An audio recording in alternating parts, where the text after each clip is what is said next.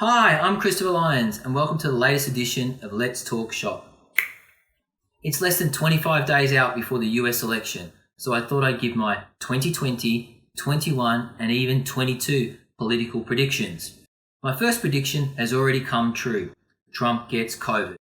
It was actually 3 days later than my original forecast Trump got COVID. I predicted it would be September the 28th, the day before Trump nominated Amy Coney Barrett to the Supreme Court Justice. Or was it? We'll never really know when he contracted it. And Trump talks about transparency. Go figure. Now let's fast forward to November the 4th, one day after the election. Democrats win both the House and the Senate, but only by the slimmest of margins. There is the largest voter turnout in US modern history, with over 65% of Americans voting. About time, people. On the 21st of November, Democrats win the House in a landslide after all postal votes are counted.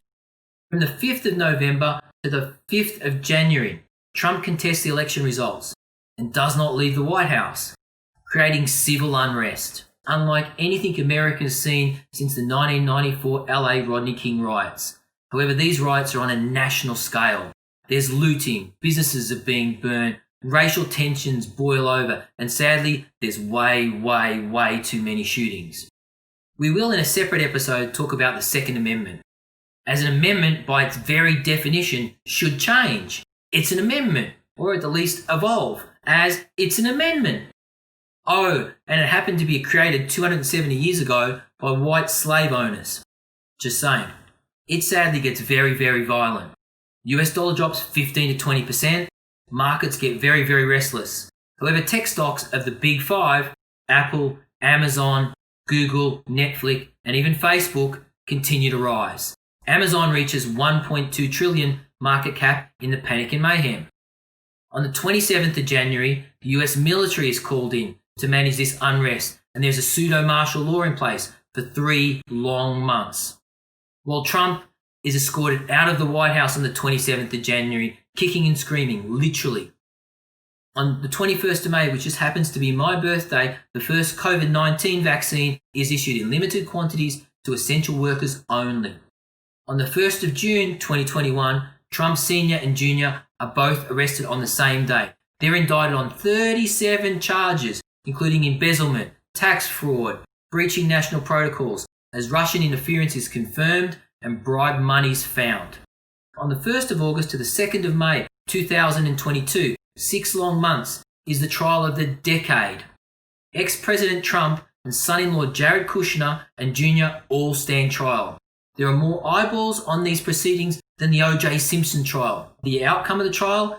Trump gets 10 years. That is reduced on appeal to 7 years due to poor health. Trump Jr. and Jared Kushner both receive 8 years, which on probation is knocked down to 5 years. They both end up spending only 18 months in jail. But no one is waiting outside for Jared post-prison. He served divorce papers by Ivanka while serving time. And in all this mayhem, Ivanka doesn't get indicted. She walks off scot-free. On the 5th of March 2022, Joe Biden suddenly resigns due to illness. On the 6th of March 2022, Kamala Harris becomes the first US woman president.